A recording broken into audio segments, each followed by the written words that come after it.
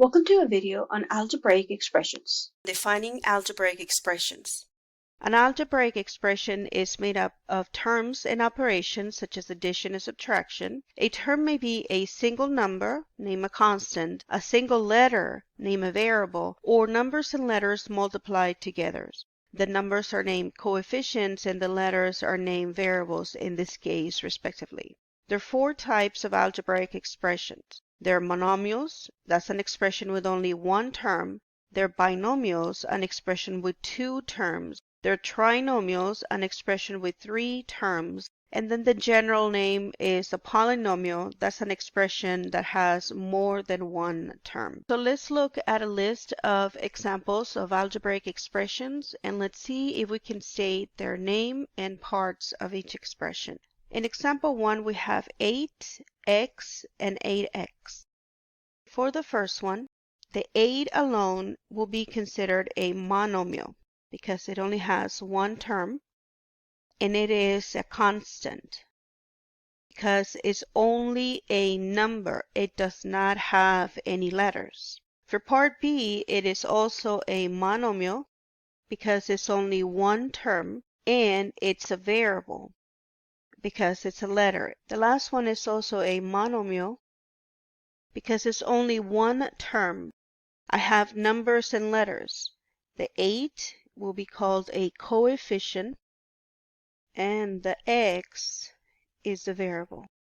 Notice the difference between the first and the last. Since this one was only a number, this is a constant. But this one is a number and a letter, so the number becomes a coefficient while the letter will still be called a variable. Let's try an example 2.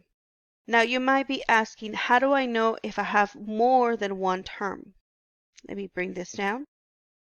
The 10x plus 3 as a whole is called an expression.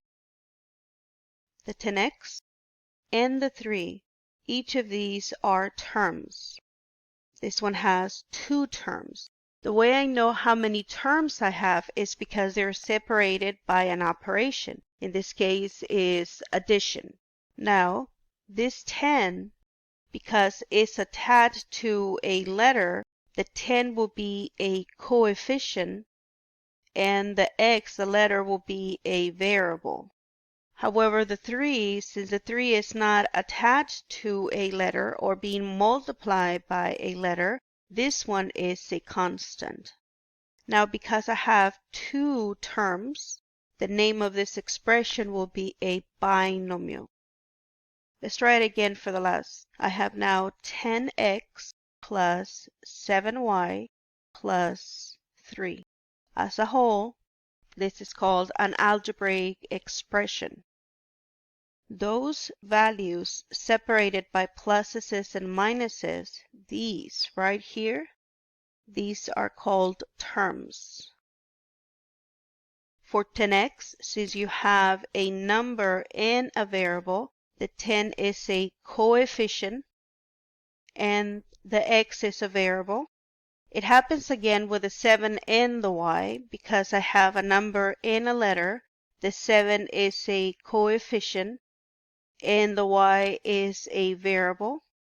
But the last one, the 3, since it doesn't have a letter multiplied, then this is a constant. Now, because we ended up having 3 terms on this one, this is a trinomial. There will be times when we'll be asked to evaluate an expression. When we are being asked to evaluate an expression, we're being asked to replace or substitute each variable, each letter, with a given number called a value.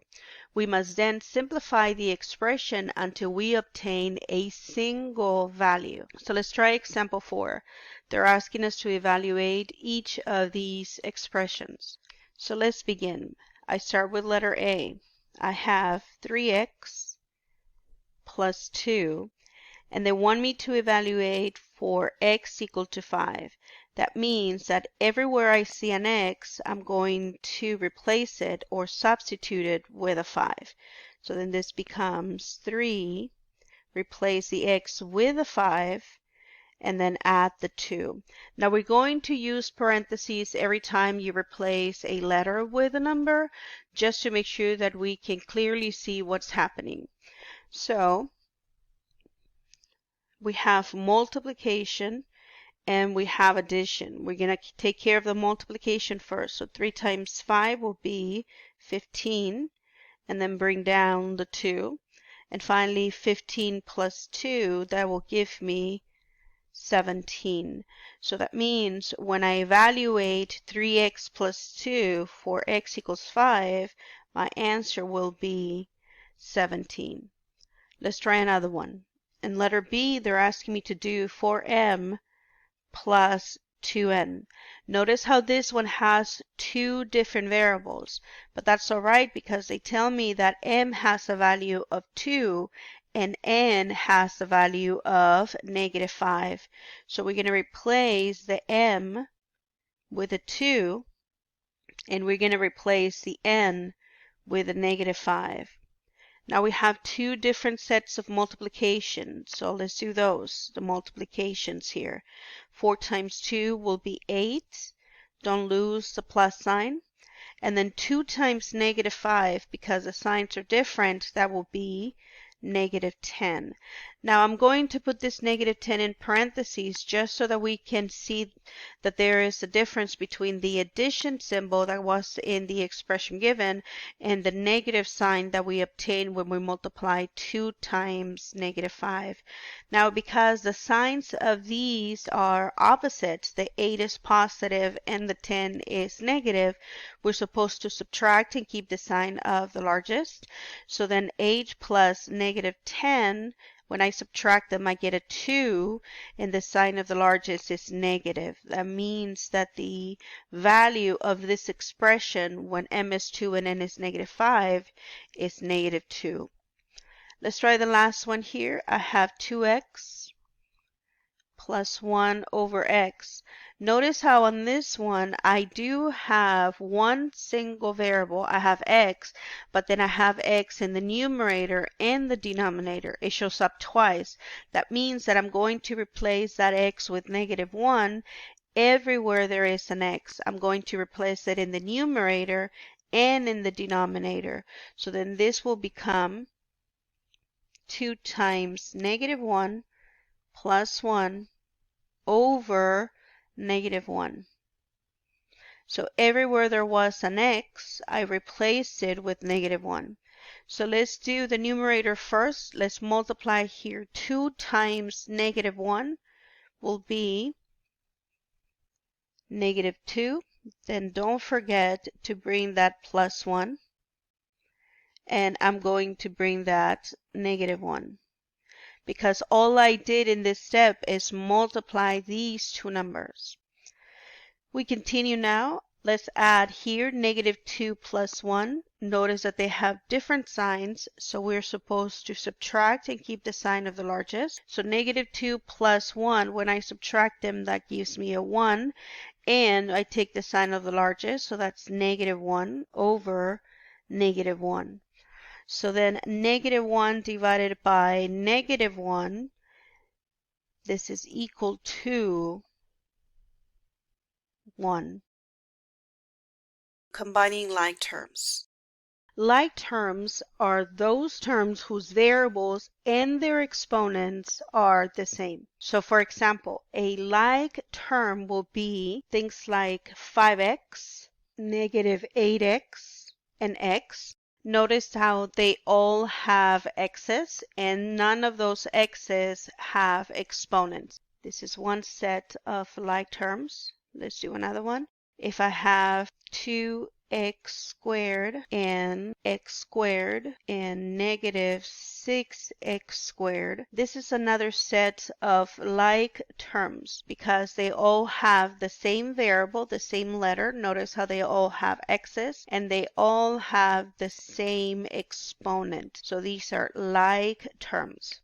Something that will not be a like term, let me write it down here, will be terms like 5x squared with an 8x and y to the third. So these will not be like terms because they have different variables. They are x's and y's, and even those x's that are alike, they have different exponents. So this is a set of not like terms. So one of the advantages that we have for having like terms in an algebraic expression is that we can simplify the expression by combining the like terms.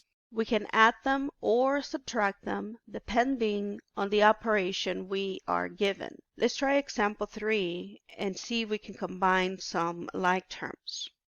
We're going to go from left to right looking for like terms. Remember, they have to have the same variable and the variables have to have the same exponent. So I start with m.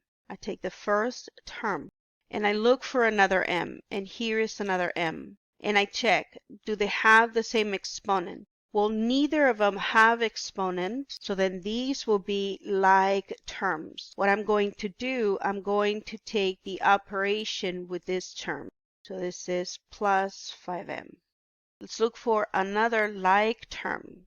I have the minus 4p and the plus 6p. Those are like terms because they have the same variable and neither of them have exponent. So the minus 4p plus the 6p.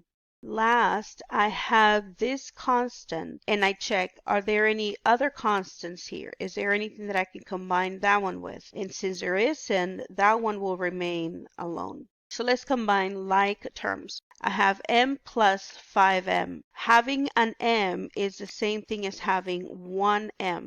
So 1m plus 5m's will give us 6m's. On the next one, I have negative 4p plus 6p. For these, since they have different signs, we're going to subtract and keep the sign of the largest. So when I subtract the 6 and the 4, that's 2p. And we're going to keep it positive because the largest of the two is a positive. And then the last term will remain the same because there was no other like term to combine it with. So this is what it's going to look like now that we've combined like terms. I have the 6m, then I have a positive 2p and a positive 4. This is how we simplify by combining like terms. Let's try the next one then. From left to right, I have 7x and 4x. Don't forget to bring the operation. Now I have the 3x squared with the 5x squared. So I have a positive 3x squared and a positive 5x squared. Last, I have the 6 that doesn't have a like term, so I'm going to bring it down. So let's do these. 7x minus 4x is 3x, and then positive 3x and positive 5x squared, that will be 8x squared. I'm just going to add the coefficients and I'm bringing the variable. And finally, the 6 doesn't have anything to combine with, so we just bring the 6. Usually when we write expressions like this, we take the largest exponent first. So I write 8x squared, and then the next one will be 3x, and finally the constant we usually write at the end. Since they were all positive, I'm going to write pluses between them. Thank you so much for watching, and I'll see you in the next one.